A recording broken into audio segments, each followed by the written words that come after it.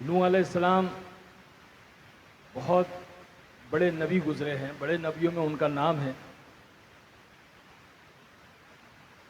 تو جب اللہ نے نوح علیہ السلام کو حکم فرمایا کہ آپ کشتی بنائیں، اور اللہ کے حکم سے انہوں نے کشتی بنائی، کیونکہ اللہ نے اس وقت میں یہ فیصلہ کیا تھا کہ جو ہے دنیا کو ختم کر دیں گے۔ آپ کی دعاؤں کے طفیل میں اللہ نے جو ہے دنیا کو مٹانے کا فیصلہ کیا، تو اللہ نے حکم دیا کہ کشتی بنائیں۔ اللہ کے حکم سے نوح علیہ السلام نے کشتی بنائی۔ پھر اللہ نے حکم دیا کہ اس کشتی کے اندر جانوروں کے تمام جوڑوں کو داخل کر دو، تمام جوڑے، پیر، میل فیمیل، نر مادہ، اور اپنے ساتھ میں ان 80 یا 82 لوگ جو آپ کے ایمان پر، آپ کے ہاتھ پر ایمان لائے تھے، ان لوگوں کو بھی داخل کر لو۔ جب نوح علیہ السلام نے یہ بات سنی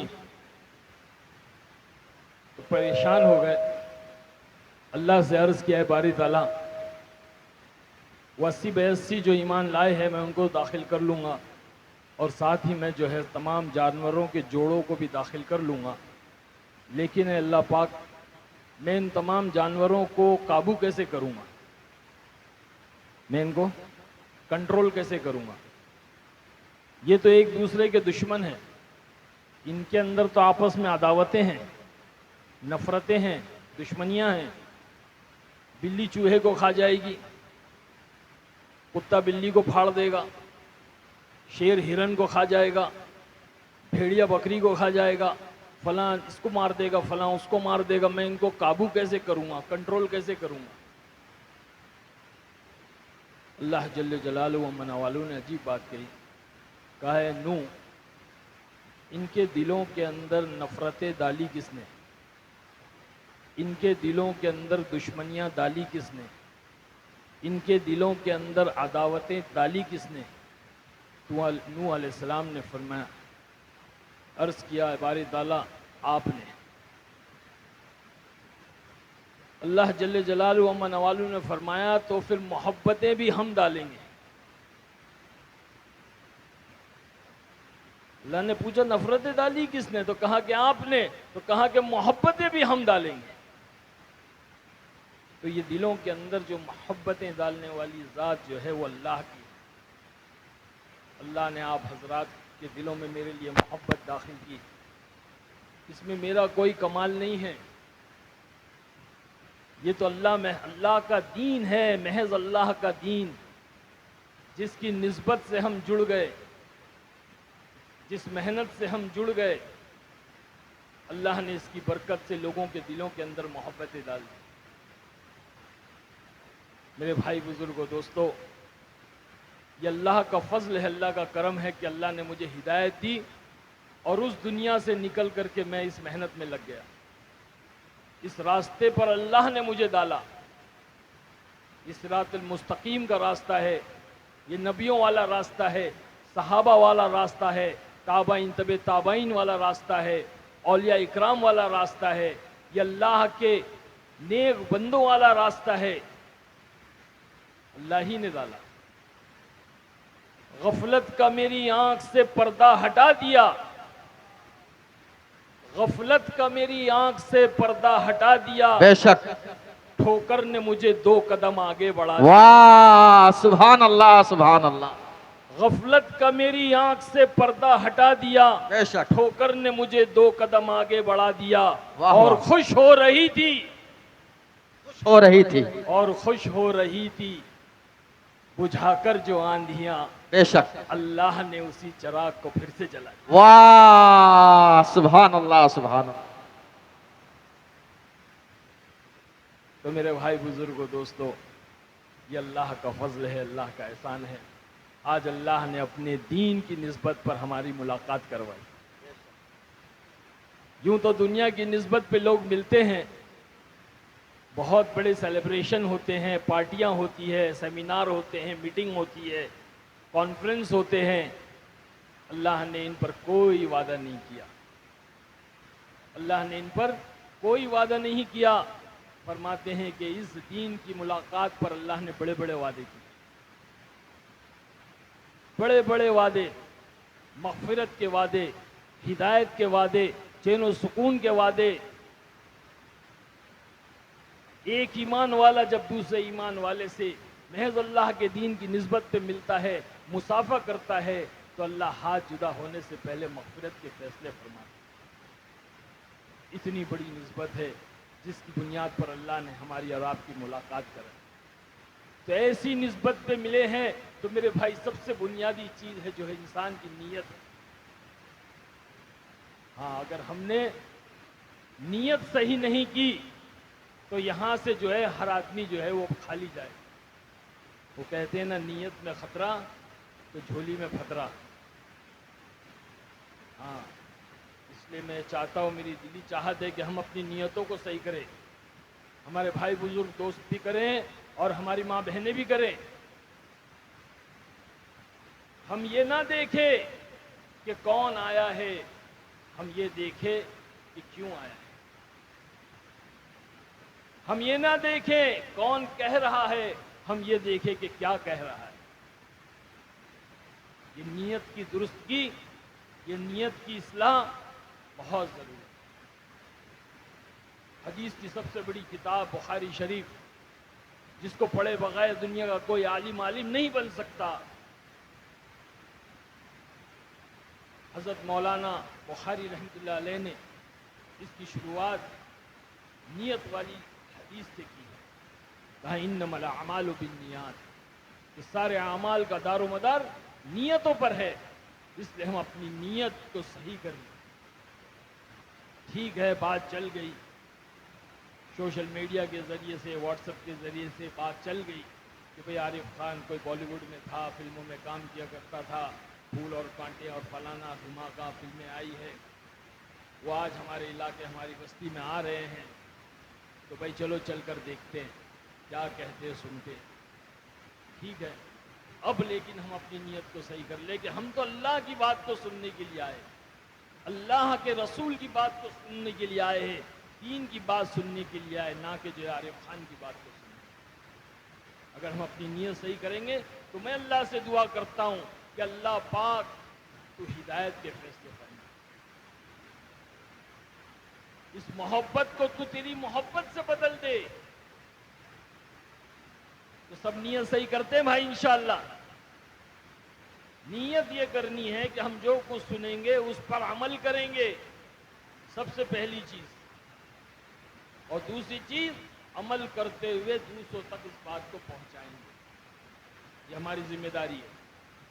ہر ایک ایمان والے کو اللہ نے دنیا میں اپنا سپاہی بنا کر بھیجا ہے، دین کا داعی بنا کر کے بھیجا ہے۔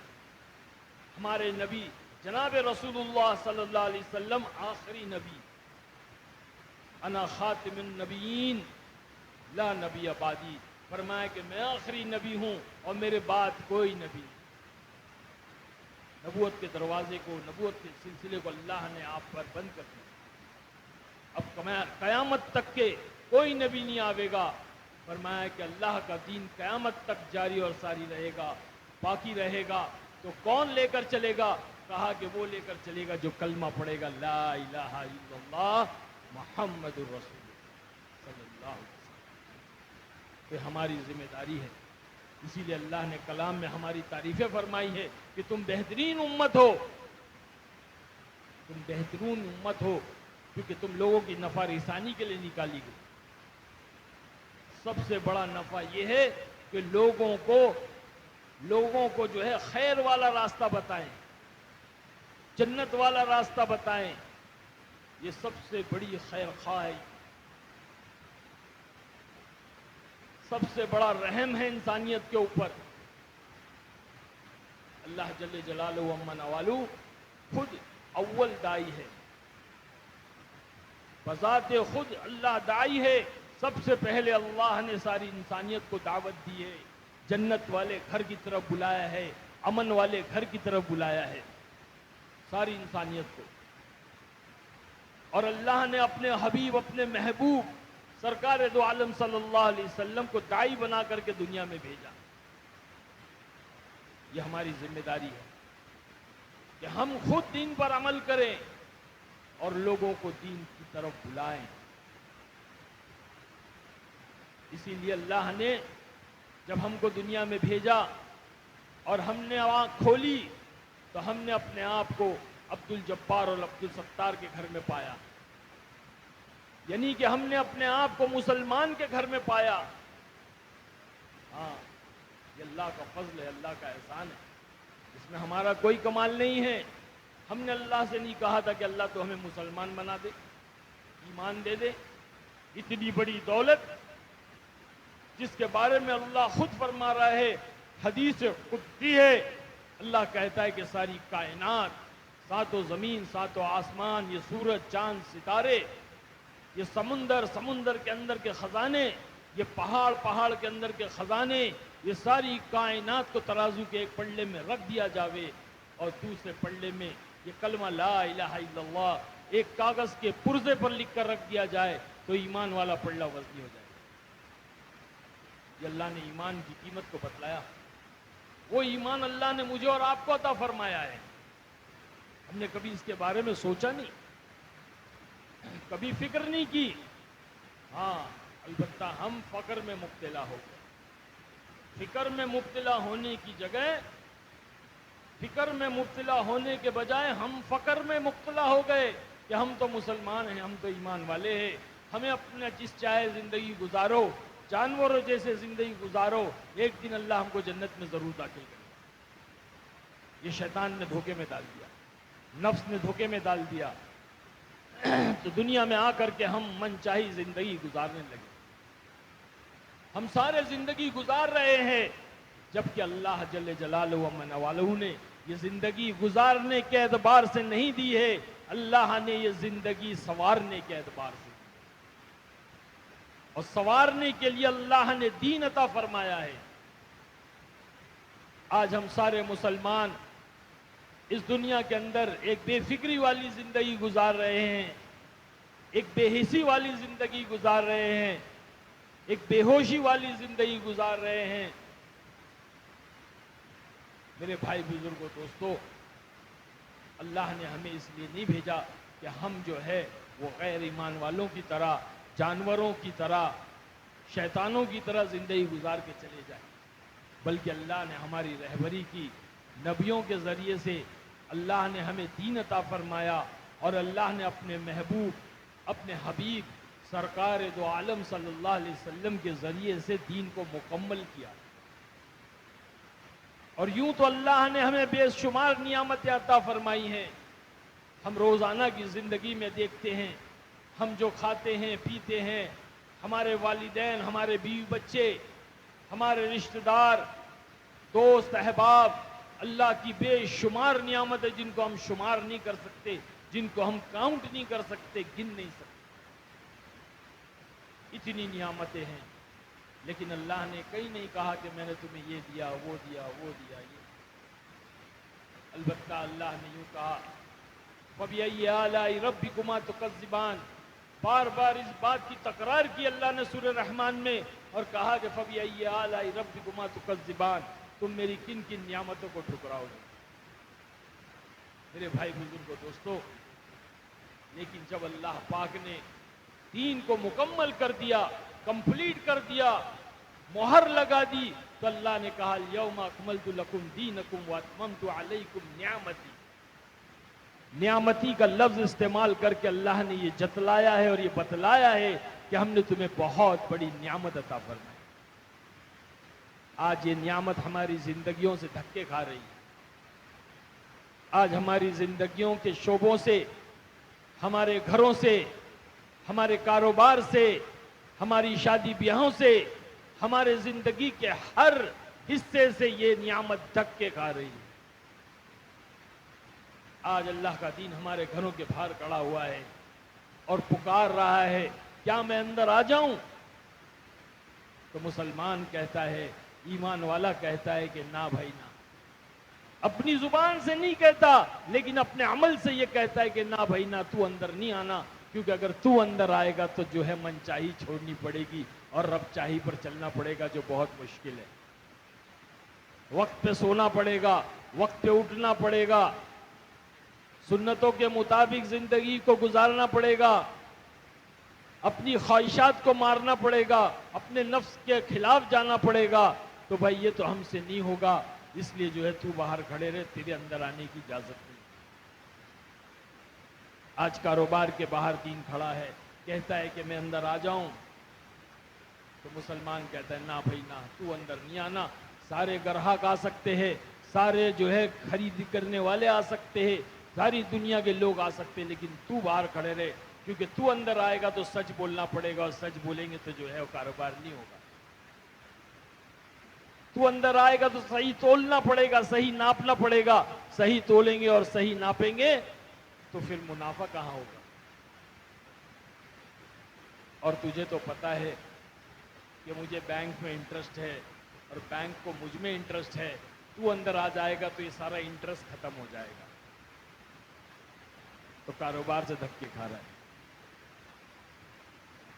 ये दीन शादी ब्याहों के बाहर खड़ा हुआ है, फंक्शन हॉल और कन्वेंशनल हॉल के बाहर खड़ा हुआ है और पुकार रहा है, सदाएं लगा रहा है, क्या भाई मैं अंदर आ जाऊं। तो मुसलमान कहता है ना भाई ना, तू अंदर मत आना। तू अंदर आएगा तो ये सारी बेहयाई बेपर्दगी निकालनी पड़ेगी। ये वीडियो शूटिंग जो चल रही है, ये रोशनाई, ये ऑर्केस्ट्रा और जो मुगनियाएं और रक्कासाएं नाच रही है, इनको सबको निकालना पड़ेगा। और बड़े बड़े सेलिब्रिटीज आए हुए हैं, बड़े बड़े जो है बिजनेस टाइकून आए हुए हैं, बड़े बड़े मौजूद लोग आए हुए हैं, इन तमाम को निकालना होगा। इसलिए भाई जो है वो शादी जो है वो शादी हो जाएगी। शादी क्या हो जाएगी? शादी हो जाएगी। तो लोग नाराज हो जाएंगे भाई, इसलिए तू बाहर खड़े रहे। चाहे अल्लाह नाराज हो जाए, अल्लाह के रसूल नाराज हो जाए, चलेगा, लेकिन लोग नाराज नहीं होना चाहिए, रिश्तेदार नाराज नहीं होना चाहिए, दोस्त अहबाब नाराज नहीं होना चाहिए। इसी तरह जिंदगी के हर फील्ड, हर शोबे में आप देखें, ये अल्लाह का दीन धक्के खा रहा है। यही वाहिद वजह है कि हम परेशान हैं। अल्लाह ने जिस तरह मैंने बतलाया कि दिलों को फेरने वाली जात अल्लाह की है। हाँ, कभी अल्लाह मोहब्बतें डालता है तो कभी नफरतें डालता है। आज मुसलमान जो सारे आलम में परेशान है, आज मुसलमान ठोकरें खा रहा है, इसकी वजह यह है कि अल्लाह ने लोगों के दिलों में, इस्लाम के दुश्मनों के दिलों में नफरतें डाली। ये अल्लाह की तरफ से है मेरे भाई। जिस दिन हमारी जिंदगियों के अंदर दीन आ जाएगा, अल्लाह के अहकाम आ जाएंगे, हजरत मोहम्मद सल्लल्लाहु अलैहि वसल्लम के पाकीज़ा तरीके आ जाएंगे, अल्लाह की कसम, अल्लाह सारी दुनिया को ज़ेर कर देगा। हजरत मौलाना यूसुफ साहब रहमतुल्लाह अलैह फरमाया करते थे, अल्लाह का एक हुक्म नमाज, एक हुक्म नमाज सारी दुनिया में जिंदा हो जाए, और ढूंढने पर भी एक मुसलमान बेनमाजी ना मिले, उस वक्त अल्लाह से जो मांगोगे अल्लाह वो देगा। आज हम देखें हमारी जिंदगियों में नमाजों का क्या हाल है, मस्जिदें वीरान पड़ी हुई हैं, अल्लाह ने ठोकरों में डाल दिया। मैं अक्सर अपने बयान में एक मिसाल देता हूं, आप लोगों को भी देना चाहूंगा, अल्लाह करे कि बात हमारी समझ में आ जाए। हम सब ने अपनी जिंदगी में कभी ना कभी फुटबॉल खेला होगा। फुटबॉल जानते हो ना आप भाई? अरे बोलो ना। बच्चे खेलते हैं, बड़े खेलते हैं, सारी दुनिया खेलती है, बड़े बड़े टूर्नामेंट होते हैं, 11 खिलाड़ी यहां से, 11 खिलाड़ी वहां से, हर मुल्क, हर कंट्री का आदमी खेलता है और जो उस फुटबॉल को ठोकर मारता है, लात से मारता है। यहां तक के बच्चे मैदान में खेलते हैं और वो बॉल अगर बाहर चला जाए और एक 80-70 साल, 80 साल के बूढ़े चाचा जा रहे हैं, बच्चे पुकारते हैं और कहते हैं चाचा जरा बॉल दे दो, तो वो चाचा भी जो है ठोक करके जो है लात मारते। हर कोई उसको लात मारता है, हर मुल्क वाला, हर कंट्री वाला लात मारता है। मेरे भाई, अगर कोई उस फुटबॉल को उठाए अपने हाथों में और उससे सवाल करे, ये पूछे कि तूने क्या गलती की है, तेरी क्या खता है, तेरा क्या जुर्म है, لوگ تجھے لات سے کیوں مارتے؟ کوئی اس کو اٹھائے اور پوچھے، سوال کرے اس سے، اور اللہ اس فٹ بال کو گویائی دے دے، زبان دے دے، بولنے کی طاقت دے دے، سپیکنگ پاور دے دے، تو وہ فٹ بال کہے گا میری صرف اتنی خطا ہے، میرا صرف اتنا جرم ہے، میری صرف اتنی جو ہے غلطی ہے کہ میں اندر سے خالی ہوں، میں اندر سے خالی ہوں، اگر میں اندر سے بھرا ہوا ہوتا تو کسی مائی کے لال میں طاقت نہیں تھی جو مجھے لات مارتا۔ آج ایمان والا اندر سے خالی ہے، ایمان کی لائن سے خالی ہے، عبادات کی لائن سے خالی ہے، معاملات کی لائن سے خالی ہے، معاشرت کی لائن سے خالی ہے، اور اخلاق کی لائن سے خالی ہے۔ صحابہ اکرام رضی اللہ تعالیٰ عنہ اجمعین اندر سے ایمان کی لائن سے پر تھے، اخلاق کی لائن سے پر تھے، اخلاص کی لائن سے پر تھے، بھرے ہوئے تھے۔ اللہ نے پوری دنیا کے اوپر غالب کر دیا، پوری دنیا کو فتح کیا اپنے ایمان کی بنیاد پر، اپنے اعمال کی بنیاد پر، اپنے اخلاق کی بنیاد پر۔ صحابہ کے قدم جب کیسر و کسرا میں پڑے تو زلزلے آ گئے، دریائے دجلہ کے سینوں کو چاک کر دیا۔ شاعر کہتا ہے دست و دست ہے صحرا بھی نہ چھوڑے ہم نے، دست و دست ہے صحرا بھی نہ چھوڑے ہم نے، بحر ظلمات میں دوڑا دیے گھوڑے ہم نے۔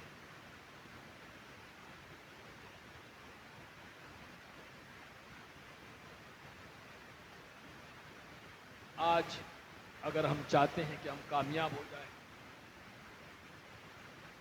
اللہ ہمیں بھی وہ عزتیں عطا فرمائے جو اللہ نے صحابہ کو عطا فرمائی، وہ کامیابیاں جس کے ہم متمنی ہیں، ہماری چاہت ہے کہ ہم بھی کامیاب ہو جائیں،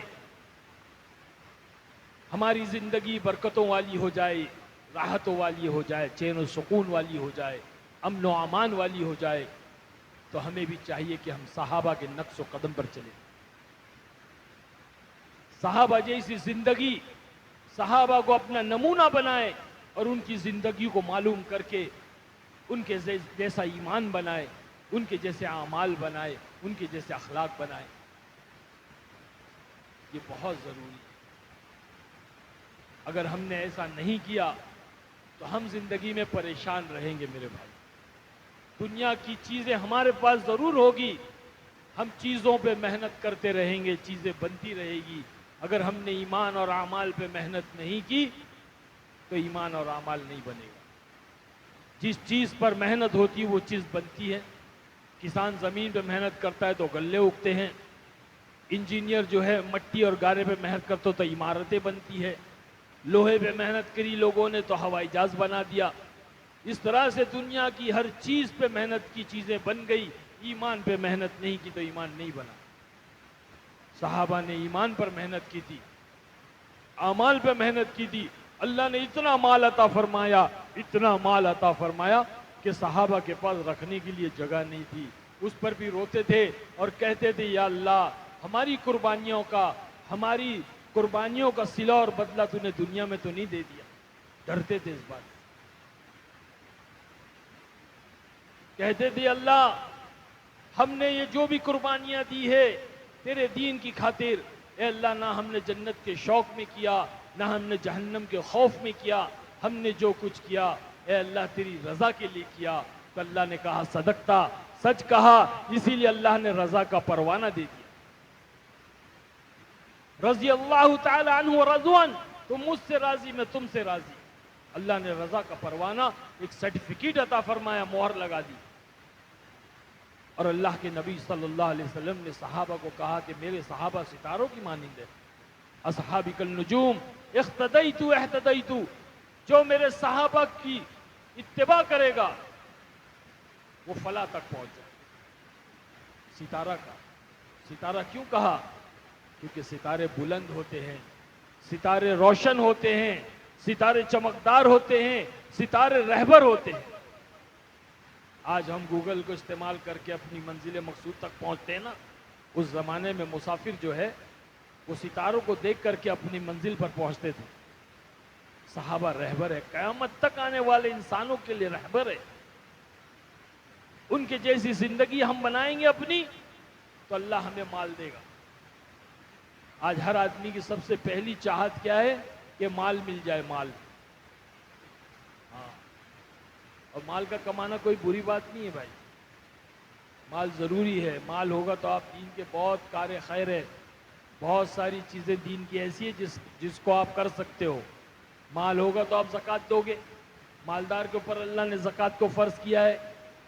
مال ہوگا تو آپ حج کرو گے، عمرہ کرو گے، مال ہوگا تو آپ مدارس چلاؤ گے، آپ مکاتب چلاؤ گے، آپ دینی ادارے جو ہے مال کی بنیاد پر چلتے ہیں، مال خرچ ہوتا ہے، تو مال کا کمانا کوئی بری بات نہیں ہے۔ مال ہوگا تو آپ صدقہ خیرات کرو گے، غریبوں کی مدد کرو گے۔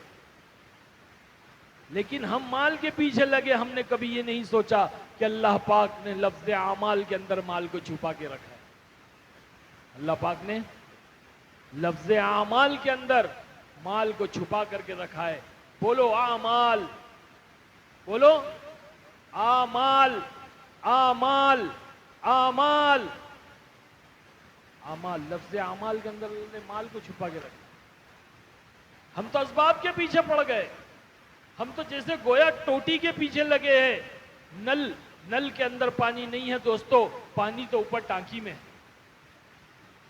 ادھر ایک نل لگا لیا، ادھر ایک نل لگا لیا، ادھر ایک نل لگا لیا، ارے پانی ٹوٹی میں نہیں ہے، نل میں نہیں ہے، پانی تو اوپر ٹانکی میں ہے۔ جاؤ ٹانکی سے لو، بکٹ ڈباؤ اور بھر بھر کے لے لو۔ تو روزی اور مال کے خزانے تو اللہ کے پاس اوپر ہے، جس کو لینے کی ضرورت ہے۔ جو اعمال کرے گا اللہ پاک اس کو بھر بھر کے دے گا۔ یہ میرا دعویٰ ہے، قسم کھا کے کہی جا سکتی ہے بات۔ اللہ نے صحابہ کو دے کر کے دکھلا دیا، ساری دنیا کو، قیامت تک آنے والوں کو دکھلا دیا کہ اللہ نے کیسا صحابہ کو مال دیا۔ اور اعمال کے اندر سب سے پہلا عمل نماز ہے، جس کو ہم ساروں نے چھوڑ دیا ہے۔ ہمیں نماز کو اس قدر پکڑنا ہے، اس قدر نماز کو ہمیں کرنا ہے، نماز کو قائم کرنا ہے کہ اللہ ہم سے راضی ہو جائے۔ اللہ نے کسی حال میں نماز معاف نہیں کیا میرے بھائی۔ اور نماز آدمی کب پڑھے گا، اعمال آدمی کب کرے گا؟ جب اس کے ایمان کے اندر طاقت پیدا ہوگی، ایمان کے اندر تقویت پیدا ہوگی، ایمان کے اندر مضبوطی آئے گی تو اعمال کرے گا آدمی۔ اس کی مثال ایسی ہے جیسے آدمی نے ایک بڑی قیمتی گاڑی خرید لی لیکن اس کے اندر پیٹرول نہیں ہے، تو گاڑی چلے گی بھائی؟ ارے بولو نہ، چلے گی؟ مرسیڈیز لے آیا، بی ایم ڈبلیو لے آیا، رولز رائس لے آیا، بوگاٹی ویرون لے آیا، قیمتی گاڑی، کروڑوں روپے کی گاڑی ہے، لیکن پیٹرول نہیں ڈالا اندر۔ اور ایک آدمی نے چھوٹی سی گاڑی لایا، ماروتی، اس نے بھی اندر پیٹرول نہیں ڈالا، تو کیا وہ چلے گی؟ تو پتہ چلا بڑی گاڑی ہو، چھوٹی گاڑی ہو، بغیر پیٹرول کی طاقت سے نہیں چل سکتی۔ اسی طرح بڑا آدمی ہو، چھوٹا آدمی ہو، امیر ہو، غریب ہو، گاؤں کا رہنے والا ہو، شہر کا رہنے والا ہو، جب تک کہ ایمان کا پیٹرول اندر نہیں پڑے گا، اعمال کی گاڑی نہیں چلے گی۔ اسی لیے جو ہے اللہ کے راستے میں نکالا جاتا ہے کہ بندہ اللہ کے راستوں میں نکلے اور نکل کر کے ایمان کی محنت کرے۔ ایمان جو ہے وہ محنت سے بنتا ہے۔ جس طرح ہم دیکھ رہے ہیں کہ دنیا کی چیزیں محنت سے بنتی ہے، اسی طرح سے ایمان بھی محنت سے بنتا ہے۔ صحابہ کہتے ہیں ہم نے 11 سال ایمان کی محنت کی، 11 سال۔ تعلمنا القرآن ثم تعلمنا الایمان ثم تعلمنا القرآن، ہم نے پہلے ایمان سیکھا، بعد میں قرآن سیکھا۔ آج ہم چھوٹی سی عمر کے اندر ماشاءاللہ مکتب میں جاتے ہیں، مدارس میں جاتے ہیں، قرآن سیکھتے ہیں۔ پھر ایک عمر یہ آتی ہے کہ دنیا کے دھوکے میں پڑ جاتے ہیں، دنیا کی محنتوں میں پڑ جاتے ہیں، ایمان کی محنت چھوڑ دیتے ہیں، تو جو قرآن پڑھا ہے وہ بھی بھول جاتے ہیں۔ ہم نے کئی حافظ قرآن ایسے دیکھے ہیں، کئی عالم ایسے دیکھے جو دنیا کی گندگیوں کے اندر پھنس گئے، اور جو ان کے سینوں سے جو ہے قرآن نکل گیا۔ اللہ کے نبی صلی اللہ علیہ وسلم نے فرمایا کہ قرآن اونٹ کی مانند ہے، اگر اس کی رسی کو کھول دو گے تو یہ نکل کر بھاگ جائے گا۔ تو جب ایمان کی محنت ہوتی ہے تو اعمال زندگی میں آتے اور زندگی بدلتی ہے، زندگیوں میں اللہ کے احکام آتے ہیں، حضرت محمد صلی اللہ علیہ وسلم کے پاکیزہ طریقے آتے ہیں، یعنی کہ دین آتا ہے۔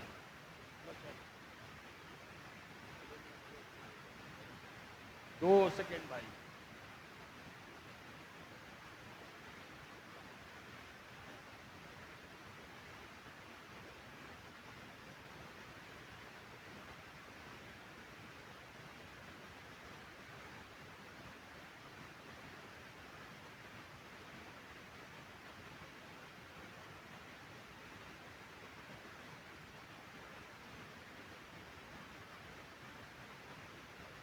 بھائی ہو گیا، زیادہ بات نہیں کریں گے۔ آپ حضرات بھاگے نہیں، کھڑے رہیں بھائی، آ جائے، دعا کر کے چلے جائے بھائی۔ دعا ہوگی۔ آپ حضرات رکیں، گھر مت جائیں ابھی، دیکھیں اتنی دور سے ہم جو آئے کھڑے ہیں ہیں، ادھر بیٹھ جائیں۔ آپ لوگ کی محبت میں آئے ہیں، اتنی دور سے سفر میں تھا، میں عمرہ میں تھا۔ 31 جنوری کو میں عمرہ سے آیا اور 1 فروری کو میں سفر میں نکل گیا کلکتہ، کلکتہ سے اڑیسہ گیا، پھر یہاں بنگال آیا۔ اب آگے بھی میرا سفر ہے، تو یہ آپ لوگوں کی محبت کے لیے ہم جو ہے چل رہے ہیں بھائی۔ اگر آپ ہم کو چھوڑ کے چلے جاؤ گے تو کتنا دل ٹوٹ جائے گا، ہے نا۔ بس تھوڑی دیر انشاءاللہ اور بات کریں گے، میری بھی جو طاقت نہیں ہے اور بات کرنے کی۔ بہرحال میں یہ عرض کر رہا تھا کہ جب ایمان کی محنت ہوتی ہے تو ایمان بنتا ہے، اور ایمان بنتا ہے تو اعمال زندگی میں آتے ہیں۔ ہماری بھی زندگی کا یہی حال تھا۔ ہاں، ایمان کی سطح اتنی نیچے چلے گئی تھی، اتنی نیچے چلے گئی تھی، اللہ نہ کرے اگر ہم اس محنت میں نہیں جڑتے، اللہ ہم پر رحم کا معاملہ نہیں کرتا تو ہمارا ایمان سلب بھی ہو سکتا تھا۔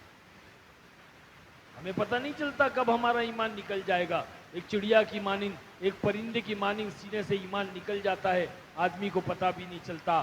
وہ جب مرتا ہے اور میدان محشر میں کھڑا ہوگا تو وہ غیروں کی صف میں کھڑا کیا جائے گا، وہ کہے گا اے اللہ میں تو دنیا کے اندر مسلمان تھا، میرا نام عبد الجبار عبد الستار تھا، اے اللہ میں آج کافروں کی اور غیروں کی صف میں کیسے کھڑا ہو گیا؟ تو اللہ فرمائے گا کہ تیرا ایمان سلب ہو چکا، تیرے اعمال کی بنیاد پر، تیرے اعمال کی بدولت ایمان سلب ہو گیا تھا، تجھے پتہ بھی نہیں چلا۔ اللہ ہم سب کی حفاظت فرمائے۔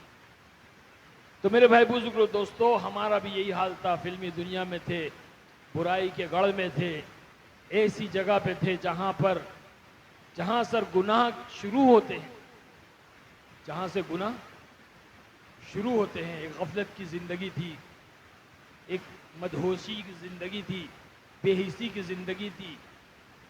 اللہ نے فضل کیا کہ کچھ بندے ہمارے پاس آئے، ہم سے ملاقات کی کوششیں کی۔ ہمارے بڑے بھائی اللہ کے راستے میں 40 دن لگا کر آئے، ان کی زندگی بدلی، انہوں نے چہرہ مورا لباس سنت کے مطابق اپنا لیا۔ ہم نے جب دیکھا تو ہم بڑے بدظن ہو گئے کہ بھائی لوگ اللہ کے راستے میں جاتے ہیں، دعوت و تبلیغ کی محنت میں لگتے ہیں اور لے جا کر کے ان کو ملا مولوی بنا دیتے ہیں۔ تو ہم جو ہے لوگوں سے ملاقات نہیں کرتے۔ بہت ساری جماعتیں آتی تھی، ملاقات کی کوشش کرتی تھی، ہم کسی نہ کسی بہانے سے نکل جاتے۔ لیکن اللہ کو جب ہدایت دینا ہوتا ہے نا تو اللہ ذریعے بناتا ہے۔ ایک جماعت آئی، اس جماعت کے امیر صاحب کو ہمارے بھائی نے کہا کہ امیر صاحب ہمارا چھوٹا بھائی فلموں میں کام کرتا ہے، یہ حرام ہے، یہ گناہ ہے، یہ ناجائز ہے، اللہ کی ناراضگی کا سبب ہے۔ تو امیر صاحب نے کہا چلو ملاقات کرتے ہیں، تو کہا کہ نہیں وہ ملاقات نہیں کرتے۔ تو کہا ٹھیک ہے، وہ کب جاتے ہیں شوٹنگ پر؟ تو بھائی نے کہا صبح 7 بجے جاتے ہیں۔ تو امیر صاحب فجر کی نماز کے بعد اکیلے تنہا آ کر کے میری ملاقات کے لیے میرے انتظار میں میری گاڑی کے پاس ٹھہر گئے۔ بزرگ تھے، اللہ والے تھے، سفید داڑھی سفید بال، لباس سفید تھا، تھوڑا میلا کچیلا تھا۔ اب جیسے ہی میں وہاں پہنچا تو میں نے دیکھا کہ کوئی فقیر نما آدمی کھڑا ہوا ہے، تو میں نے سوچا کہ وہ ساحل ہے، تو میں نے اپنے جیب میں ہاتھ ڈالا کہ ان کو جو ہے کچھ پیسے دیے۔ تو جیسے ہی میں نے پیسے لینے کے لیے اپنے جیب میں ہاتھ ڈالا، کہا کہ نہ نہ، سلام کیا، میں نے جواب دیا، مجھ سے پوچھا یہ بتاؤ ایک سوال کرنا ہے۔ میں نے کہا پوچھے کیا بات ہے؟ تو کہنے لگے مرنا ہے کہ نہیں مرنا ہے؟ میں نے بولا دھت تیری، یہ کون ہے بھائی صبح صبح، ملک الموت ہے کیا؟ ارے بھائی موت کا تذکرہ صبح صبح جب آدمی کام پہ جا رہا ہے، اپنے کاروبار کی طرف جا رہا ہے، موج مستی کی طرف جا رہا ہے، اور یہ بوڑھا صبح صبح مرنے کی بات کر رہا ہے، بہت غصہ آیا۔ میں نے کہا ہاں پہلے آپ کو مرنا ہے، بعد میں مجھے مرنا ہے۔ جیسے کہ مجھے پتا ہے کہ کون مرے گا، تو خدائی بات ہو گئی، یہ تو اللہ ہی کو معلوم ہے کون پہلے مرے گا۔ ہم نے کرونا میں دیکھا کہ دادا کے کاندھے پہ پوتے کا جنازہ، باپ کے کاندھے پہ بیٹے کا جنازہ۔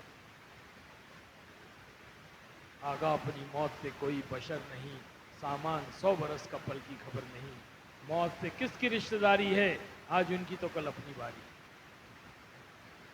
بس پھر کیا تھا، غصے میں آ کر میں نے کہا پہلے آپ کو مرنا ہے بعد میں مجھے مرنا ہے۔ کہنے لگے ہاں پہلے مجھے مرنا ہے بعد میں آپ کو مرنا ہے۔ اچھا یہ بتائیں کہ قبر کے اندر گاڑی جائے گی کہ داڑھی جائے گی؟ کیا کہا؟ قبر کے اندر، ارے بولو نا، گاڑی جائے گی کہ داڑھی جائے گی؟ غصے میں تھا، میں نے کہا چچا آپ کا دماغ خراب ہو گیا ہے، قبر میں گاڑی کیسے جائے گی، قبر میں تو داڑھی جائے گی۔ تو کہنے لگے ہاں قبر میں گاڑی نہیں جائے گی، قبر میں داڑھی جائے گی۔ تو پھر گاڑی والی زندگی لے وقت ضائع کیوں کرتے ہو، داڑھی والی زندگی کیوں نہیں اختیار کرتے؟ داڑھی والی زندگی تو جناب رسول اللہ صلی اللہ علیہ وسلم۔ بس دل سے نکلی جو آہ اثر رکھتی ہے، پر نہیں طاقت پرواز مگر رکھتی۔ مرد مجاہد کی نگاہ جب پڑ جاتی کسی مومن کے دل پہ تو اللہ دنیا بدل دیتا ہے۔ ابراہیم بن ادم ایک بہت بڑے عادل بادشاہ گزرے ہیں۔ ایک دن اپنے محل کے جو صحن میں ٹہل رہے تھے، کھڑے ہوئے تھے، دیکھ رہے تھے کھڑکی میں سے، تو ایک فقیر نے جو ہے ان سے پوچھا کہ ابراہیم تمہارے سرائے کی قیمت کیا ہے؟ ابراہیم بن ادم بہت بڑے عادل بادشاہ تھے، غصہ آیا، کہا اے فقیر تجھے میرا محل سرایہ دکھتا ہے؟ سرایہ یعنی کہ لاج، ہوٹل۔ تو فقیر ان سے پوچھ رہا ہے بادشاہ سے تیرے سرائے کی قیمت کیا ہے؟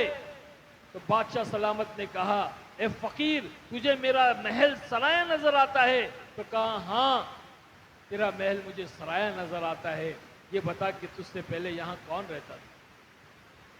کہا میرے باپ، میرے ابا۔ ان سے پہلے؟ بولے ان کے ابا۔ ان سے پہلے ان کے ابا؟ تو پھر بولے سرایہ نہیں تو اور کیا ہے، ایک آتا ہے اور ایک جاتا ہے۔ کیا کہا؟ ایک آتا ہے اور ایک جاتا ہے۔ فقیر کی بات سن کر کے دماغ خراب ہو گیا، ٹینشن میں آ گئے، پریشان ہو گئے، اب جو ہے غصے میں جو ہے گئے۔ جیسی کمرے کے اندر گئے تو وہاں پر جو ہے غلام نے آ کر کہا کہ بادشاہ سلامت آپ کی باندی جو ہے آپ کے بستر پر سو رہی ہے۔ تو اب غصہ نکالنا تھا، فرسٹریشن نکالنا تھا، تو کہا کہ جاؤ اس کو لے کر آؤ۔ اس کو لایا گیا، باندی سے پوچھا تیری یہ ہمت کہ میرے بستر پہ تو سو گئی؟ تو کہنے لگی ہاں بادشاہ سلامت میں بستر صاف کر رہی تھی، بستر اتنا نرم تھا کہ میں ایسے لیٹی تو مجھے آنکھ لگ گئی۔ تو بادشاہ سلامت نے کہا اس کو 10 کوڑے مارو۔ اب غصہ تو نکالنا تھا نا، کہا کہ اس کو 10 کوڑے مارو۔ تو جیسے ہی غلام نے جو ہے سپاہی نے ایک کوڑا لگایا تو ہنسنے لگی۔ بادشاہ سلامت دیکھ رہے ہو کوڑا مارے ہنس رہی ہے، پھر دوسرا کوڑا لگایا پھر ہنس رہی، پریشان۔ تیسرا کوڑا لگایا پھر ہنسنے لگی، کہا کہ یہ باندی تو کیا کر رہی ہے، تجھے کوڑا لگایا جا رہا ہے اور تو ہنس رہی ہے، تجھے کوڑا لگایا جا رہا ہے اور تو ہنس رہی ہے۔ تو کہنے لگی ہاں بادشاہ سلامت میں یہ سوچ کر کے ہنس رہی ہوں 10 منٹ کے لیے میں سوئی تو 10 کوڑے لگائے جا رہے ہیں. جو زندگی بھر سوتا ہے اس کا کیا ہوگا؟ سبحان اللہ، بولو سبحان اللہ. اور ٹینشن میں آ گئے. ادھر فقیر نے ایسی بات کر دیا، یہاں باندی نے ایسی بات کر دی، ٹینشن میں آ گئے. اب جو ہے نیند اڑ گئی. اب اپنے کمرے میں ٹہل رہے ہیں تو اوپر چھت پہ سے جو ہے کچھ دوڑنے اور بھاگنے کی آواز آئی. دوڑنے اور بھاگنے. تو چلا کر کے پوچھا کون ہے؟ تو کہنے والے نے کہا کہ اونٹ والا. بولے اونٹ والا میری چھت پر کیا کر رہا ہے؟ میرے محل کی چھت پہ کیا کر رہا ہے؟ میں بادشاہ تعالیٰ میں اپنا اونٹ ڈھونڈ رہا ہوں. میرا اونٹ گھوم گیا، میں اونٹ ڈھونڈ رہا ہوں. تو ابراہیم بن آدم رحمۃ اللہ علیہ نے کہا تو پاگل ہو گیا ہے؟ تیرا اونٹ اگر گھوم گیا ہے تو جا ویرانے بیابان میں جا، جنگل میں جا، وہاں ڈھونڈ. میرے محل کی چھت میں ڈھونڈ رہا ہے، کیا تجھے تیرا اونٹ میری محل کی چھت پہ ملے گا؟ تو کہنے والے نے کہا ہاں بادشاہ سلامت، جس طرح سے میرا اونٹ آپ کی محل کی چھت میں نہیں ملے گا ویسے اللہ بھی آپ کے محل میں نہیں ملے گا. بس سمجھ گئے بات، یہ اشارے اللہ کی طرف سے ہے. فوراً اپنا چولا اتارا، اپنا بادشاہ کا لباس اتارا اور جو ہے ایک ٹاٹ کا پیون لے کر کے نکل گئے. اللہ کے جو ہے وہ اللہ کے راستے میں نکل گئے. برسوں گزر گئے، بادشاہ سلامت غائب. جنگلوں ویرانوں بیابانوں میں چلے گئے. اب سارے جو ہے پرجا پریشان، لوگ پریشان، ریاست پریشان، سپاہی پریشان، وزراء اور عمرہ سب پریشان. بادشاہ سلامت گئے کہاں؟ اب ڈھونڈنے لگے، ڈھونڈتے ڈھونڈتے ایک زمانہ گزر گیا، بادشاہ سلامت نہیں ملے. کئی برسوں کے بعد میں کسی نے اطلاع دی کہ بادشاہ سلامت جو ہے ایک فقیرانہ ہولیے میں ایک ندی کے کنارے بیٹھے ہوئے، چلو چلتے ہیں اور ان کو لے کر آتے. تو لوگ جب وہاں پہنچے بادشاہ سلامت کو سلام کیا، عرض کیا، التجا کی بادشاہ سلامت آپ چلے، آپ کا تخت آپ کا انتظار کر رہا ہے، آپ کی حکومت، آپ کی ریاست آپ کا انتظار کر رہی ہے، آپ چلیں ہمارے ساتھ. تو بادشاہ سلامت ابراہیم بن ادم نے کہا کہ نہ، میں نہیں آؤں گا، مجھے نہیں چاہیے وہ زندگی اور وہ حکومت اور وہ بادشاہت نہیں چاہیے، میں اسی میں خوش ہوں. تو کہا کہ بادشاہ سلامت چلیے. بہت بہت التجا کی. تو کہا اچھا میرا ایک کام کرو، اگر آپ لوگوں نے میرا ایک کام کر دیا تو میں آپ کے ساتھ چلوں گا. تو بولے ٹھیک ہے بتائے کیا کام ہے. تو اپنی سوئی سے جو گودڑی سی رہے تھے وہ سوئی کو جو ہے پانی میں پھینک دیا اور کہا سپاہیوں سے کہ جاؤ اس کو ڈھونڈ کر لے کر آؤ. اب غوطہ خور اندر گئے، پانی کے اندر ندی تھی بہتی ہوئی، اب سوئی کہاں ملتی. ڈھونڈ ڈھونڈ کے پریشان ہو گئے، واپس آئے خالی ہاتھ. بادشاہ سلامت سوئی تو نہیں ملی. بولے اچھا رکو، اے پانی کی مچھلیوں مجھے سوئی چاہیے، سوئی لے کر آؤ. تو ساری مچھلیاں اوپر آتی، ہر ایک مچھلی کے منہ میں سونے کی سوئی. کہتے کہ نہ مجھے یہ نہیں، مجھے میری سوئی چاہیے، لے کر آؤ. تو ایک مچھلی جاتی ہے اور جو ہے آپ کی سوئی لا کر کے آپ کو دیتی ہے. تو کہتے بتاؤ وہ حکومت اچھی ہے یا یہ حکومت اچھی ہے؟ لوگ کہتے ہیں بادشاہ سلامت یہ حکومت اچھی ہے، بس اب چلے جاؤ، مجھے کوئی ضرورت نہیں. انہی کو کہتے ہیں ابراہیم بن ادھم رحمۃ اللہ علیہ. تو جب اللہ کسی کو ہدایت دینا چاہتا ہے تو اللہ ایسے اشارے دیتا ہے، ایسے ذرائع بناتا ہے کہ اللہ پاک اس کو ہدایت دے کر رہتا ہے. میرے ساتھ بھی ایسا ہی واقعہ ہوا کہ وہ اللہ کے ولی، وہ امیر صاحب جو جماعت میں آئے تھے، اللہ کی راہ میں آئے تھے، انہوں نے مجھ سے کہا کہ قبر میں گاڑی جائے گی داڑھی جائے گی. یہ ان کی بات جو ہے میرے دل میں چپ گئی اور میرے دماغ میں بیٹھ گئی کہ بھائی یہ داڑھی والی زندگی کیا ہے جو حضرت محمد صلی اللہ علیہ وسلم کی زندگی ہے. بس اس زندگی کی تلاش میں جیسی لگا، اللہ نے وہ سکون عطا فرمایا، وہ چین عطا فرمایا کہ دنیا کی مال و متاع، دنیا کی دولت، دنیا کی شہرت، دنیا کی عزت قدموں میں تھی. اللہ نے جو ہے وہ مزہ جنت کا چکایا. چٹائی پر، مسجد کی چٹائی پہ اللہ نے وہ سکون کی نیند دی جو سب کچھ رہتے ہوئے بھی نہیں.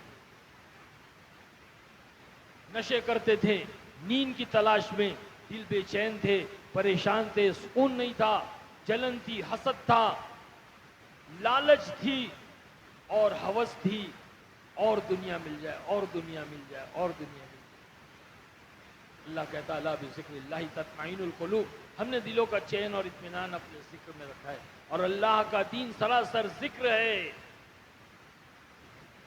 اللہ کا دین سراسر ذکر، کہ اللہ کا دین اسے کہتے ہیں کہ اللہ کے حکموں کو حضرت محمد صلی اللہ علیہ وسلم کے طریقوں سے پورا کرنے کا نام دین ہے، اور اللہ کہتا ہے کہ ہم نے دین میں کامیابی رکھی ہے، جو دین پر عمل کرے گا اللہ اس کو دنیا میں بھی کامیاب کرے گا اور آخرت میں بھی کامیاب کرے گا، اور جو دین کو چھوڑ کر زندگی گزارے گا وہ دنیا میں بھی ناکام ہوگا اور آخرت میں بھی ناکام ہوگا۔ اسی لیے میری گزارش ہے آپ تمام سے کہ ہم اس مجمع میں سارے لوگ یہ نیت کریں کہ اس مجمع سے اٹھنے کے بعد میں ہماری جو زندگی ہوگی وہ دین والی زندگی، اور جو داڑھی نہیں رکھتے ہیں وہ داڑھی رکھیں، ایک سنت کو زندہ کریں، بولیے انشاءاللہ۔ اللہ کے راستے میں نکلے، 3 دن 40 دن 4 مہینے اللہ کے راستے میں جانے کی نیتیں کریں، اپنی اولاد اور اپنے نسلوں کو دنیا میں جو ہے اس راستے میں بھیجیں، اپنے جیتے جی اللہ کے راستے میں بھیجے، تاکہ ہماری اولاد اور ہماری نسلوں کی زندگیوں میں دین آ جائے۔ اگر ہم نے ایسا نہیں کیا تو آنے والا وقت بہت خطرناک ہے۔ ہم تو بمبئی میں رہتے ہیں، ہمیں پتہ ہے کہ دنیا کتنی خطرناک اور کتنی گندی ہوتی جا رہی ہے، کیسی سازشیں اور کیسی پلاننگ مسلمانوں کے بچوں کو جو ہے وہ نشوں میں مبتلا کرایا جا رہا ہے، اور جو ہے برائی میں مبتلا کرایا جا رہا ہے، اور جو ہے جوؤں میں مبتلا کرایا جا رہا ہے، نوجوان بچیوں کے اوپر کس طرح سازش کر کے ان کو بہکایا اور بھٹکایا جا رہا ہے، ان کی عزت و عظمتوں سے کھیلا جا رہا ہے، یہ ساری سازشیں اسلام کے دشمنوں کی چل رہی ہے۔ ہمیں ابھی بھی محتاط ہو جانا چاہیے، الرٹ ہو جانا چاہیے، جاگ جانا چاہیے، اور یہ بے ہوشی کی زندگی سے نکل جانا چاہیے۔ اگر اب بھی ہم نے اپنی آنکھوں کو نہیں کھولا، ہم بیدار نہیں ہوئے، ہم محتاط نہیں ہوئے، تو کل ہمارے بچانے والا کوئی نہیں رہے گا۔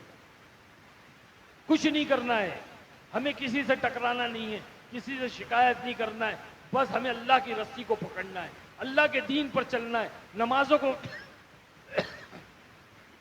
کو قائم کرنا ہے۔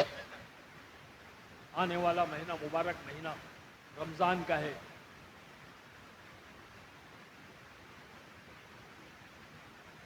یہ شعبان کا مہینہ ہے، آئندہ مہینہ رمضان کا آ رہا ہے۔ بس اب سے ہم جو ہے اللہ کے نبی صلی اللہ علیہ وسلم جو ہے اپنی کمر کو کس لیا کرتے تھے شعبان کے مہینے سے، ہم ابھی سے جو ہے چالو کر دیں، توبہ کر کے اس مجلس سے اٹھیں۔ سوچے بھائی، میں کہاں آپ کہاں، اتنے 1000 کلومیٹر میں آپ سے ملنے آیا، میں نہیں آیا، یہ اللہ نے بھیجا ہے، کیونکہ کل قیامت میں کوئی یہ نہیں کہہ سکے گا اے اللہ مجھے کوئی سمجھانے والا نہیں آیا تھا، مجھے کوئی بتلانے والا نہیں آیا۔ اللہ نے آج اس دنیا میں دعوت و تبلیغ کی محنت کے ذریعے سے ایک حجت قائم کر دی ہے کہ ہر شعبے سے، ہر فیلڈ سے لوگ آ رہے ہیں، ہاں ہر شعبے سے انجینئر آ رہے ہیں، ڈاکٹر آ رہے ہیں، بزنس مین آ رہے ہیں، I S officer, I P S officer, Hare line سے لوگ آ رہے ہیں۔ بھائی کیوں آ رہے ہیں؟ کون بھیج رہا ہے؟ اللہ بھیج رہا ہے، تاکہ حجت قائم ہو جائے اور کوئی یہ نہیں کہہ سکے کہ ہمیں کوئی سمجھانے والا نہیں آتا۔ ایک فلمی دنیا تھی، وہاں سے بھی اللہ نے مجھے بھیج دیا، جہاں سے برائیاں شروع ہوتی ہیں، نوجوان بچے اور بچیاں جس زندگی کو اپنانے کے لیے بربادی کو اختیار کرتے ہیں، اپنی عزتوں کو نیلام کرتے ہیں، نوجوان اپنے جوتے کھستے کہ بھائی چھوٹا سا ایک رول مل جائے۔ اس زمانے میں 90s کی میں بات کر رہا ہوں، 90 کے دشک کی بات کر رہا ہوں، میں ایک ٹاپ لیول کا ایک ایکٹر تھا، مجھے فلم فیئر ایوارڈ کے لیے نامینیٹ کیا گیا تھا، پھول اور کانٹے کے لیے مجھے نامینیٹ کیا گیا تھا، best villain of the year, سال کا بہترین ولن۔ اللہ نے ہدایت دیا، زندگی بدلا، اللہ دنیا میں کام لے رہا ہے، باہر ملکوں میں اللہ نے بھیجا، امریکہ بھیجا، افریقہ بھیجا، ویسٹ انڈیز گئے، کیوبا گئے۔ کیوبا ملک وہ ملک ہے جہاں پر کمیونسٹ دھیریے ناستک، وہاں کا بادشاہ فیدل کیسٹرو، وہ اللہ اور رسول کا نام لینا تو دور کی بات کسی مذہب کو پنپنے نہیں دیتا، کسی مذہب کو پنپنے نہیں دیتا تھا۔ اللہ نے ایک نوجوان کو بھیجا، پڑوس کے ملک سے ایک نوجوان پڑھنے کے لیے گیا، میڈیکل سائنس کے لیے گیا، اور اللہ نے اس سے ایسا کام لیا کہ اس ملک کے اندر اللہ نے اسلام کو زندہ کر دیا۔ ہماری جماعت وہاں گئی تھی، ایک مہینہ ہم اس ملک میں رہے، 3000 لوگ اس وقت اسلام میں داخل ہو چکے تھے۔ ایک بڑی شاندار مسجد بنی تھی جس میں سب سے پہلی بار عید کی نماز ادا کی گئی، اور اس نماز کے اندر ہماری جماعت 8 ساتھیوں کی موجود تھی۔ تو یہ محنت ہے، یہ اللہ کی رضا والا کام ہے، یہ دعوت کا وہ کام ہے جو اللہ پاک نے سب سے پہلے ہمیں جس کا تعارف کرایا۔ جب بچہ پیدا ہوتا ہے مسلمان کے گھر میں تو سب سے پہلا عمل کیا کیا جاتا ہے؟ ارے بولو نا، کیا کیا جاتا ہے؟ اذان دی جاتی ہے نا، سیدھے کان میں اذان، الٹے کان میں اقامت۔ اذان کیا ہے؟ اذان دعوت ہے، اور سب سے بڑی دعوت ہے۔ اسی لیے اذان کے بعد جو دعا پڑھی جاتی ہے اس میں کہا جاتا ہے اللہم رب ھذہ الدعوۃ التامہ، سب سے بڑی دعوت۔ دعوت کے ذریعے سے ایمان اندر داخل کیا جاتا ہے، پھر اس کے بعد میں اس بچے کو شہد چٹایا جاتا ہے یا دودھ پلایا جاتا ہے۔ کیونکہ دعوت کے ذریعے سے جب ایمان اندر داخل کیا جائے گا، وہ بچہ بڑا ہوگا، بھوکا ہوگا تو صابر بنے گا، صبر کرے گا، اور مالدار بنے گا تو شاکر بنے گا، شکر کرے گا۔ اگر دعوت کے ذریعے سے ایمان کو اندر داخل نہیں کیا گیا تو یہ بچہ جب بڑا ہوگا، بھوکا رہے گا تو ڈاکو بنے گا، اور مالدار بنے گا تو فرعون بنے گا۔ اسی لیے سب سے پہلا تعارف دعوت۔ یہ نہیں کہا بچے سے کہ اب اٹھ جا، پیدا ہو گیا نماز پڑھ، اب اٹھ جا حج کر لے، اب اٹھ جا روزہ رکھ، اب اٹھ جا زکوٰۃ دے، یہ نہیں کہا، بلکہ سب سے پہلے جو عمل سامنے لایا گیا وہ دعوت کا عمل لایا گیا، اور دعوت کے ذریعے سے ایمان کو اندر داخل کیا۔ اللہ خود داعی ہے، اسی لیے اللہ نے اپنے کلام میں سارے نبیوں کی دعوت کو پیش کیا، کسی نبی کی عبادت پیش نہیں کی۔ سارے نبیوں کی دعوت، نوح علیہ السلام کی دعوت، ابراہیم علیہ السلام کی دعوت، موسیٰ علیہ السلام کی دعوت، عیسیٰ علیہ السلام کی دعوت، حضور پاک صلی اللہ علیہ وسلم کی دعوت، شعیب علیہ السلام کی دعوت، لوط علیہ السلام کی دعوت، سارے نبیوں کی دعوت کو اللہ نے پیش کیا، کسی کی عبادت کو نہیں پیش کیا۔ اللہ کو داعی سے بڑی محبت ہے۔ قرآن میں اللہ نے یاسین کو اپنا دل بنایا، قرآن کا دل بنایا، اس کے اندر اللہ نے ایک صاحب کا واقعہ بیان کیا، حبیب نجار، جس کو اللہ کے نبی صلی اللہ علیہ وسلم نام سے نہیں پکارتے تھے، یاسین والا صاحب کہتے تھے، وہ ایک دائی تھے، دائی کا واقعہ اللہ نے بیان کیا۔ میرے بھائی بزرگوں دوستوں، ہمیں دائی بننا ہے۔ جب ہم دعوت دیں گے، جس چیز کی ہم دعوت دیں گے، ایمان کی دعوت دیں گے ایمان بنے گا، نماز کی دعوت دیں گے نماز بنے گی، علم کی دعوت دیں گے علم آئے گا، ذکر کی دعوت دیں گے ذکر آئے گا، اخلاق کی دعوت دیں گے اخلاق آئے گا، اخلاص کی دعوت دیں گے اخلاص آئے گا، اللہ کے راستے میں نکلنے کی دعوت دیں گے تو ہم خود سب سے پہلے اللہ کے راستے میں، اللہ ہمیں سب سے پہلے اللہ کے راستے میں نکالے گا۔ جب ہم لوگوں کو اللہ کے راستے میں نکلنے کی دعوت دیں گے، اللہ ہمیں سب سے پہلے توفیق دے گا۔ اسی لیے کہتے ہیں ہمارے بزرگان دین، ہمارے اکابر، ہمارے بڑے، کہ دعوت کی محنت میں لگو، خود بھی لگو، اپنے بچوں کو بھی لگاؤ، تاکہ وہ ایک محفوظ ماحول میں آ جائے، ایک ایسے ماحول میں آ جائے جہاں پر شیطان حملہ نہ کر سکے، نفس کے دھوکے سے نکل جائے۔ ایسا ماحول بنانا ہوگا، ہمیں محنت کرنی ہوگی، بیدار ہونا ہوگا، جاگنا ہوگا، خود کو بھی جاگنا ہوگا، اپنی بیوی اور بچوں کو اور اپنی اولادوں کو جگانا ہوگا، محنت کرنی ہوگی۔ دنیا دنیا دنیا میرے بھائی یہ یہیں رہ جائے گی۔ اللہ ہم جیسے لوگوں کو جو دنیا دار تھے، عیاشیوں میں اور برائیوں میں گھرے ہوئے تھے، اللہ نے نکالا اور یہاں پہنچایا، تاکہ اللہ دکھانا چاہتا ہے کہ جاؤ اور دعوت دو اور بتاؤ کہ حق کیا ہے۔ وَقُلْ جَاءَ الْحَقُّ وَزَهَقَ الْبَاطِلُ إِنَّ الْبَاطِلَ كَانَ زَهُوقًا، کہ جب حق آتا ہے تو باطل بھاگ جاتا ہے، کیونکہ باطل بہت کمزور ہے۔ اللہ نے ہمیں بھیجا، اور یہ دنیا یہیں رہ جائے گی بھائی، یہیں رہ جائے گی، کوئی ساتھ نہیں لے جائے گا۔ وقت کا بادشاہ بھی جائے گا اور فقیر بھی جائے گا، بادشاہ اپنے ساتھ تخت و تاج لے کر نہیں جاوے گا، اور فقیر اپنے ساتھ میں کٹورا لے کر نہیں جاوے گا۔ ہر آدمی اپنے ایمان اور اعمال کو لے جائے گا، اور ایمان اور اعمال کے بنانے کا موقع یہ دنیا ہے، یہ زندگی ہے۔ اگر ہم نے ابھی بھی اپنی آنکھوں کو نہیں کھولا اور ہم غفلت کی زندگی میں پڑے رہے، اللہ کی قسم ہمیں کوئی بچا نہیں سکتا، کوئی بچا نہیں سکتا۔ ہماری ماں بہنوں کی عزتیں عظمتیں لوٹی جائے گی، ہمارا قتل و عام کیا جائے گا، ہمیں فٹ بال کی طرح ٹھوکر مارا جائے گا۔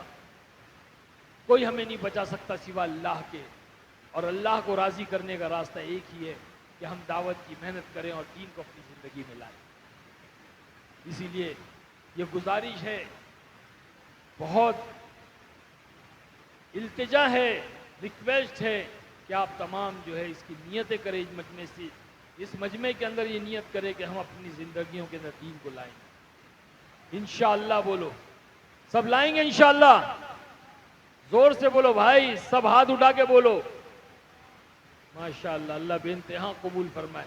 اگر آپ لوگوں نے اپنی زندگیوں کو بدل دیا، ہاں اپنی زندگی کو تبدیل کرنا ہے، تبلیغ کا مطلب ہی تبدیل کرنا ہے۔